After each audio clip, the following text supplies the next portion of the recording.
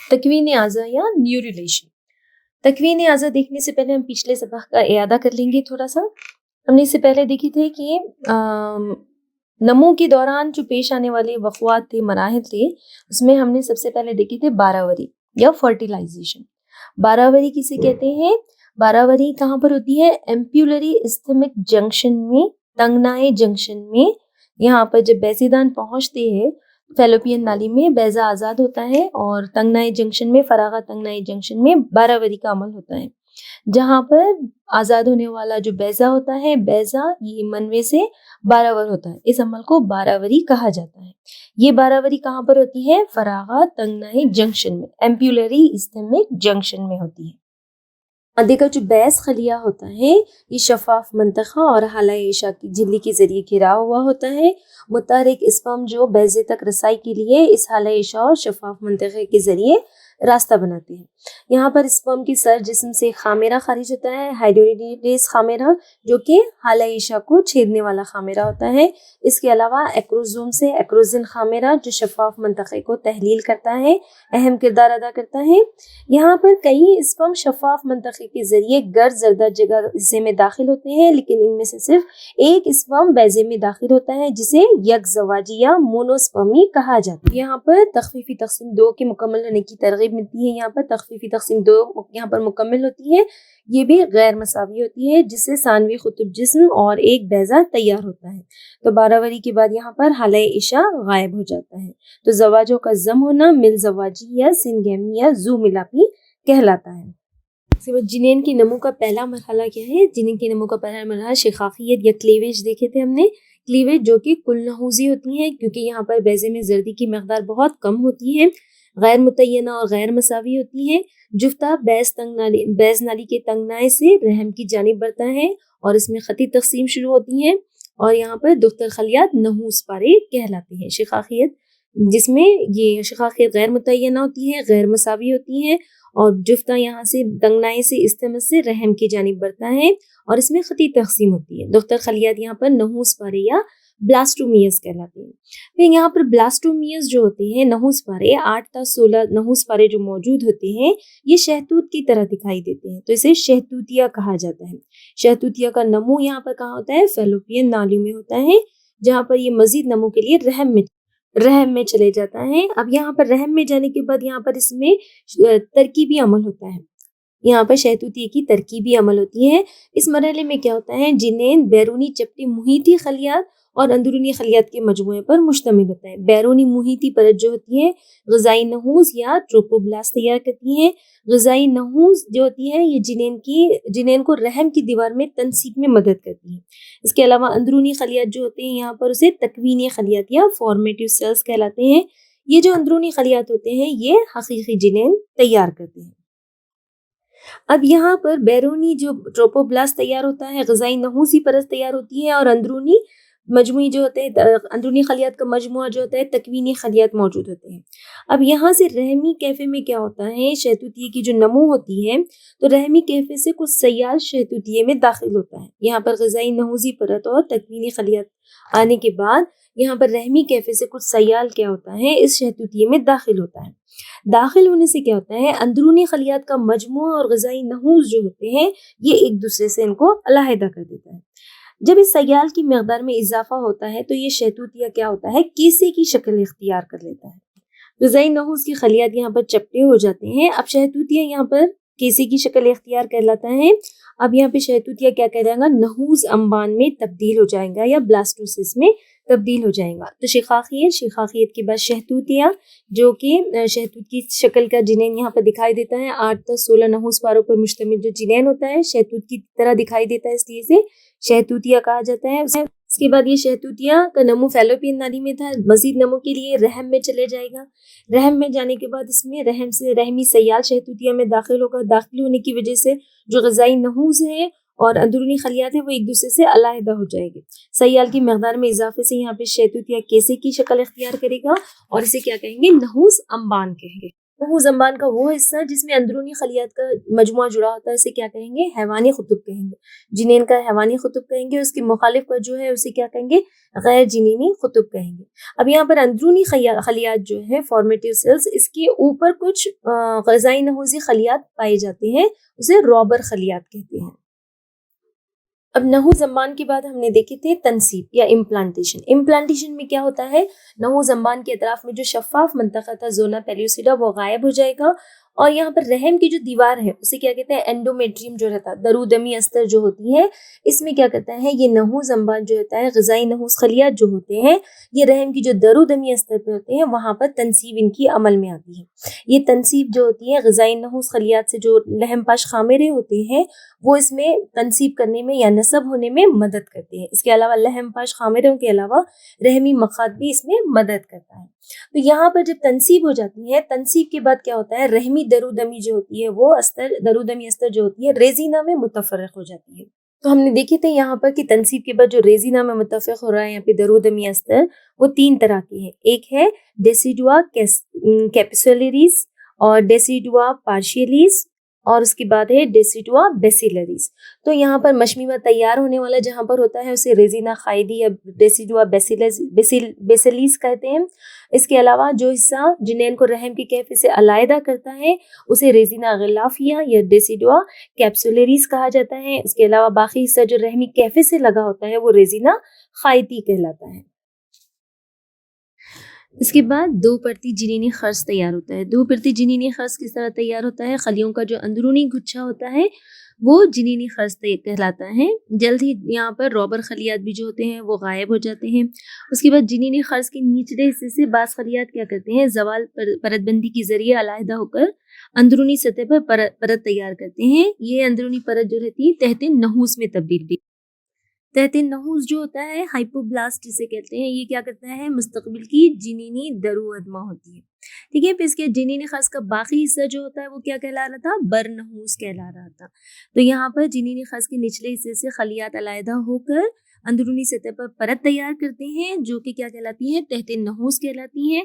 تحت نحوس مستقبل کی درو ادمہ ہوتی ہے، اور جنینی خرص کا باقی حصہ جو ہوتا ہے وہ برنحوس کہلاتا ہے۔ تو یہ تحت نحوس اور برنحوس جو ہوتے ہیں آگے میڈیا میں 3 سہ جنینی پرتوں کو تیار کرنے میں مدد کرتے ہیں۔ تو میڈیا کی تیاری 2 پرتی جنینی خرص کو سہ پرتی جنینی خرص میں تبدیل کرتی ہے۔ ایپی بلاسٹ اور ہائپوبلاسٹ جو ہوتے ہیں 3 پرتوں کو تیار کرنے میں مدد کرتے ہیں۔ یہاں پر میڈیا کیا ہے؟ خلیے میں اضافہ، تفرق اور جنین، اس میں خلیوں کی نقل و مقام اس میں شامل ہوتا ہے۔ تو جنینی خرص سے یہاں پر ابتدائی لکیر بنتی ہے۔ ابتدائی لکیر کی درمیان میں ابتدائی کھانچہ موجود ہوتا ہے جس کی دونوں جانب ابتدائی شکن یہاں پر موجود ہوتا ہے۔ ابتدائی شکن جو اس کے اگلے حصے میں ابتدائی پایاب گڑا پایا جاتا ہے۔ ابتدائی لکیر کا اگلا حصہ موٹا ہوتا ہے، یہ موٹا حصہ کیا کہلاتا ہے؟ ہینسنس نوٹ کہلاتا ہے۔ پھر اس کے بعد سہ جنینی پرتیں، یہاں پر ابتدائی نابتی پرتوں کی تیاری ہوتی ہے۔ ابتدائی نابتی پرتیں کس طرح تیار ہوتی ہے؟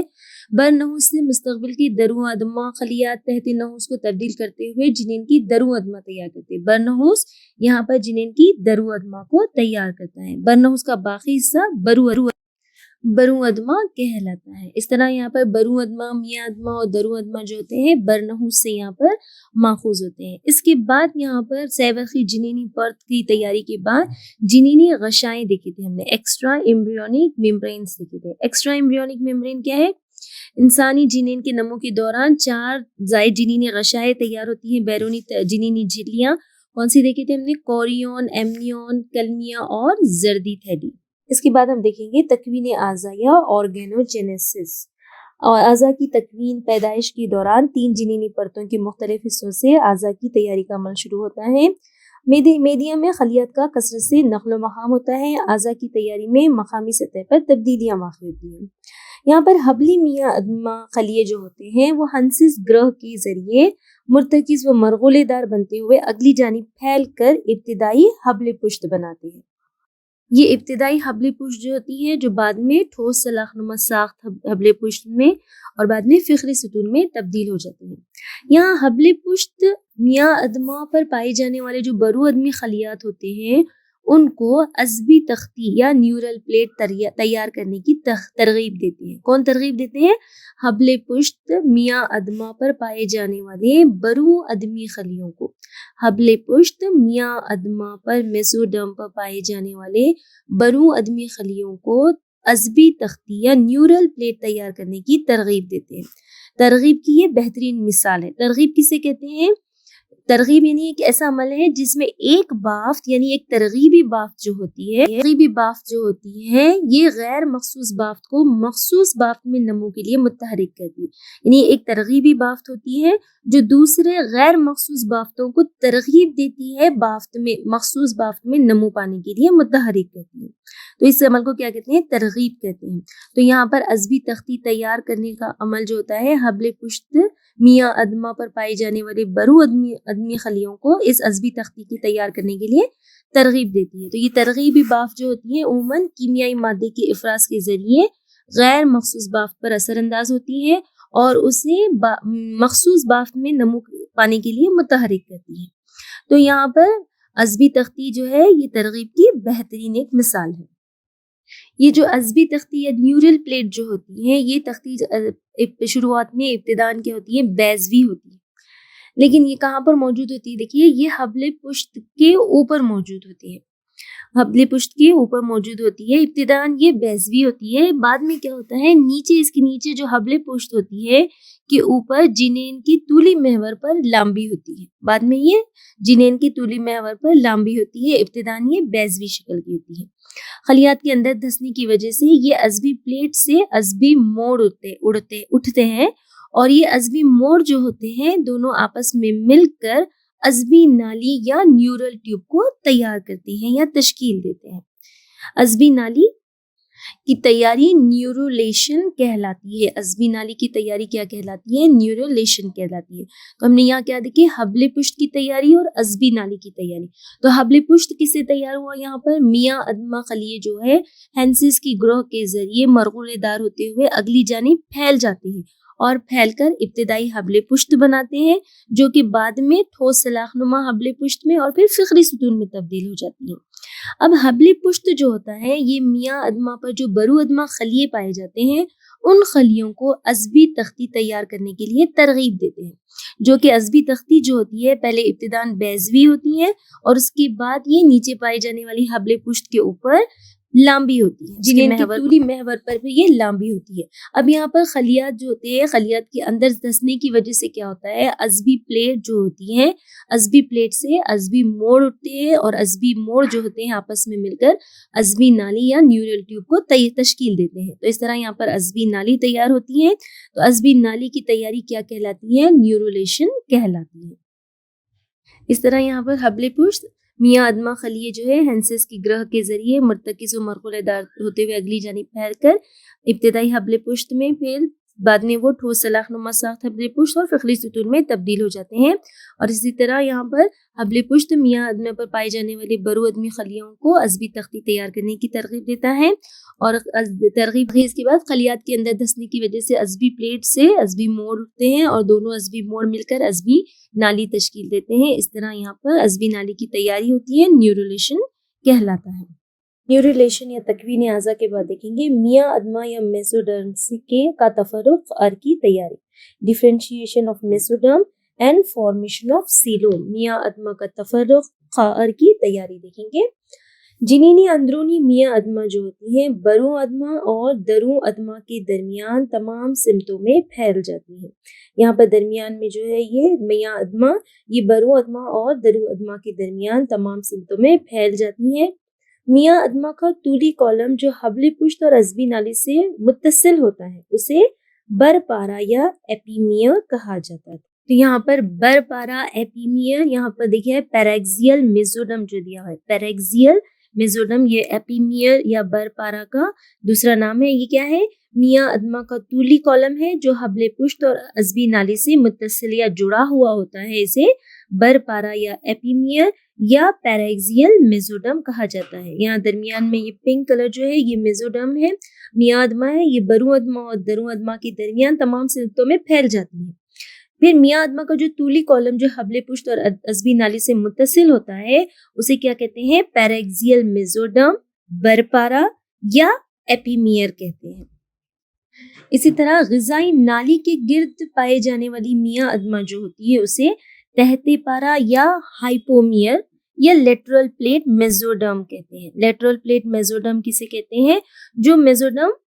جو میزوڈرم یا میاں ادما گٹ کے اطراف میں یا غذائی نالی کے گرد پائی جاتی ہے اسے کیا کہتے ہیں؟ ہائپومیئر، تحت پارا یا لیٹرل پلیٹ میزوڈرم کہتے ہیں۔ یہاں لیٹرل پلیٹ میزوڈرم دیکھیے موجود ہے، غذائی نالی کے گرد پائی جاتی ہے، اسے کیا کہتے ہیں؟ تحت پارا، ہائپومیئر یا لیٹرل میزوڈرم کہا جاتا ہے۔ اسی طرح میاں ادما کا طولی کالم جو حبل پشت اور عصبی نالی سے متصل ہوتا ہے اسے کیا کہتے ہیں؟ برپارا، ایپیمیئر یا پیراگزیل میزوڈرم۔ لیٹرل میزوڈرم کسے کہتے ہیں؟ لیٹرل میزوڈرم یا ہائپومیئر یا تحت پارا کسے کہتے ہیں؟ غذائی نالی کے گرد پائی جانے والی میاں ادما جو ہوتی ہے تحت پارا، ہائپومیئر یا لیٹرل میزوڈرم کہلاتی ہے۔ اب میاں ادما جو ان دونوں کے درمیان میں ہوتی ہے، برپارا اور تحت پارا کے درمیان میں جو میاں ادما ہوتی ہے اسے کیا کہتے ہیں؟ میان پارا یا میزومیئر کہتے ہیں۔ انٹرمیڈیٹ میزوڈرم یا میان پارا یا میزومیئر، میاں ادما جو برپارا اور تحت پارا کے بیچ میں ہوتی ہے اسے میان پارا، میزومیئر یا انٹرمیڈیٹ میزومیئر کہا جاتا ہے۔ اب یہاں پر برپارا یا ایپیمیئر جو ہے، برپارا، ایپیمیئر یا پیراگزیل میزوڈرم جو ہے، یہ میزوڈرم خطے دار ہو کر مکعبی حصوں میں تبدیل ہو جاتا ہے، مکعبی حصوں یا ٹکڑوں میں یہ تبدیل ہو جاتا ہے برپارا یا ایپیمیئر۔ یہ کون سے دو حصوں میں تبدیل ہوتا ہے؟ جست پارے، سومائٹ، اور یا پھر باد پارے کہلاتے ہیں، جو جست پارے یا باد پارے کہلاتے ہیں۔ یہاں پر جست پارے جو ہوتے ہیں یہ جسمی اضلاع، جسمی سلبی اور جلد تراش میں متفرق ہوتے ہیں۔ جسمی اضلاع مایوٹوم، جسمی سلبی سکلیروٹوم اور جلد تراش ڈیورومیٹوم میں متفرق ہوتے ہیں۔ یہاں پر برپارا جو ہوتا ہے خطے دار ہو کر حصوں میں تبدیل ہوتا ہے، جو جست پارے یا باد پارے کہلاتا ہے۔ اس میں ہر جست پارا جو ہوتا ہے جسم اضلاع مایوٹوم، جسم سلبی سکلیروٹوم اور جلد تراش ڈیورومیٹوم میں متفرق ہوتا ہے۔ اس میں یہاں پر سکلیروٹوم جو ہوتا ہے، سکلیروٹوم جسم سلبی جو ہوتی ہے اس سے فخری ستون تیار ہوتا ہے۔ سکلیروٹوم جو ہے جسم سلبی، اس سے کیا تیار ہوتا ہے؟ فخری ستون تیار ہوتا ہے۔ اس کے بعد دوسرا ہے یہاں پر مایوٹوم۔ مایوٹوم جو ہے جسم اضلاع، اس جسم اضلاع سے جسم کے ارادی اضلاع تیار ہوتے ہیں۔ جسم اضلاع جو ہوتے ہیں مایوٹوم، اس سے جسم کے ارادی اضلاع تیار ہوتے ہیں۔ سکلیروٹوم سے فخری ستون تیار ہوتا ہے۔ سکلیروٹوم کو جسم سلبی کہتے ہیں، اس سے فخری ستون تیار ہوتا ہے۔ اب تیسرا جلد تراش یا ڈرمیٹوم جو ہے، ڈرمیٹوم یا جلد تراش سے جلدی پرت یا ڈرمس اور دیگر اتصالی بافت تیار ہوتی ہے۔ تو برپارا جو ہے خطے دار ہو کر مکعبی حصوں میں تقسیم ہوتا ہے، جو جست پارے یا باد پارے کہلاتے ہیں۔ ہر جست پارے سے جسمی اضلاع مایوٹوم، جسم سلبی سکلیروٹوم اور جلد تراش ڈرمیٹوم یہ تیار ہوتے ہیں، میں متفرق ہوتا ہے۔ ہر جست پارا جو ہوتا ہے جسم اضلاع مایوٹوم، جسم سلبی سکلیروٹوم اور جلد تراش ڈرمیٹوم میں متفرق ہوتا ہے۔ تو اس میں سکلیروٹوم جو ہے جسم سلبی، اس سے فخری ستون تیار ہوتا ہے۔ جلد تراش ڈرمیٹوم سے جلدی پرت یا ڈرمس اور دیگر اتصالی بافت تیار ہوتی ہیں۔ جسم اضلاع مایوٹوم سے جسم کے ارادی اضلاع تیار ہوتے ہیں۔ اسی طرح یہاں پر وسط پارا جو ہے، وسط پارا، میاں پارا یا میزومیئر جو ہے، اس سے بولی تناسلی اعضاء اور اس کی نالیاں تیار ہوتی ہیں۔ وسط پارا، میاں پارا یا میزومیئر جو ہوتا ہے اس سے بولی تناسلی اعضاء اور اس کی نالیاں تیار ہوتی ہیں۔ تحت پارا یا ہائپومیئر جو ہے، تحت پارا یا ہائپومیئر جو ہوتا ہے، تحت پارا شق ہو کر بیرونی جزدی سومیٹک اور اندرونی احشیائی پرت تیار کرتے ہیں۔ تحت پارا یا ہائپومیئر جو ہوتا ہے جسدی اور اندرونی ایشیائی صفاحی پرت تیار کرتے ہیں. جنینی درو خار ان دونوں پرتوں کے درمیان میں تیار ہوتی ہے. جنینی درو خار کہاں تیار ہوتی ہے؟ ان دونوں پرتوں کے درمیان میں تیار ہوتی ہے. یہ گرد قلبی، گرد شیشی اور صفاحی کہفے وغیرہ تیار کرتی ہے. اس طرح یہاں پر جنینی اندرونی میاں ادمہ جو ہوتی ہے برو ادمہ درو ادمہ کے درمیان میں پھیل جاتی ہے. میاں ادمہ کا طولی کالم جو حبل پشت اور عصبی نالی سے متصل ہوتا ہے وہ کیا کہلاتا ہے؟ بر پارا یا ایپیمیئر کہلاتا ہے. یہ بر پارا یا ایپیمیئر جو ہوتا ہے یہ ٹکڑوں میں تبدیل ہوتا ہے جو جست پارے کہلاتے ہیں. جو جست پارے ہوتے ہیں اس ہر جست پارے سے جسم عضلہ مایوٹوم، جسم سلبی سکلیروٹوم اور جلد تراش ڈرمیٹوم تیار میں متفرق ہوتا ہے. سکلیروٹوم جو ہوتا ہے فقری ستون تیار کرتا ہے. جلد تراش جو ہوتا ہے اس سے جلدی پرتیں اور دیگر اتصالی بافتیں تیار ہوتی ہیں. جسمی عضلہ جسم کے ارادی عضلہ تیار کرتے ہیں. اسی طرح غذائی نالی کی گرد پائے جانے والی میاں ادمہ کیا کہلاتی ہے؟ تحت پارا کہلاتی ہے. غذائی نالی کی گرد جو ہوتا ہے وہ تحت پارا کہلاتا ہے. یہ تحت پارا جو ہوتا ہے یہ شق ہو کر بیرونی جسدی اور اندرونی ایشیائی صفاح پرت تیار کرتے ہیں. جنینی درو خار جو ہوتا ہے ان دونوں پرتوں کے درمیان میں تیار ہوتی ہے. یہ گرد قلبی، گرد شیشی اور صفاحی کہفے وغیرہ تیار کرتی ہیں. اس کے علاوہ میاں ادمہ جو یہاں پر بر پارے اور تحت پارے کے درمیان میں ہوتی ہے اسے کیا کہتے ہیں؟ میان پارا یا میزومیئر کہا جاتا ہے.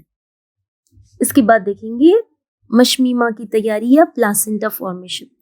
امپلانٹیشن یا تنصیب کے بعد غذائی نحوس پر انگلی نما ابھار نمودار ہوتے ہیں جنہیں کوریونک ولائی کہتے ہیں. انگلی نما ابھار جو تنصیب کے بعد غذائی نحوس پر آ جاتے ہیں انہیں کیا کہتے ہیں؟ کوریونک ولائی کہتے ہیں. یہ کوریونک ولائی جو رہتے ہیں رحم کی بافت کے ذریعے گھرے ہوئے رہتے ہیں. یہ کوریونک ولائی اور رحمی بافت جو ہوتے ہیں یہ دونوں مل کر ساختی فعلیاتی اکائی جو ہوتی ہے مشمیمہ اسے تیار کرتے ہیں.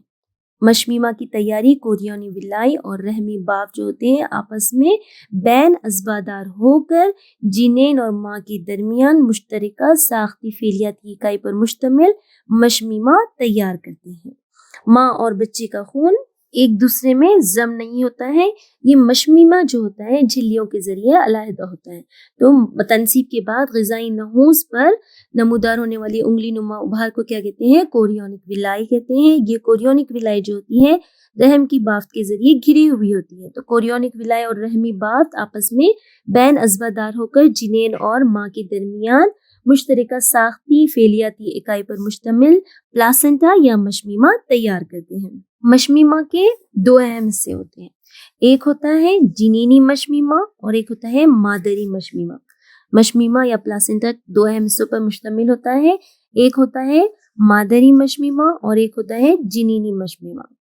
تو مشمیمہ کا ایک حصہ رحم کی درو دمی استر سے اخذ ہونے والا مادری مشمیمہ اور دوسرا جو ہوتا ہے جنینی جھلیوں سے اخذ ہونے والا جنینی مشمیمہ. مادری مشمیمہ جو ہوتا ہے مادری مشمیمہ کے حصے رحمی برحلمہ، رحمی اتصالی باف اور رحمی شیریات اور درو برحلمہ ہے. مادری مشمیمہ کے حصے کون سے ہیں؟ رحمی برحلمہ، رحمی اتصالی باف اور رحمی شیریات جو ہے اور درو برحلمہ یہ مادری مشمیمہ کے حصے ہوتے ہیں. جنینی مشمیمہ کے حصے کون سے ہیں؟ جنینی شیریاتی درو برحلمہ اور جنینی کوریونی برحلمہ. جنینی شیریاتی درو حلمہ اور جنینی کوریونی برحلمہ یہ جنینی مشمیمہ کے حصے ہیں.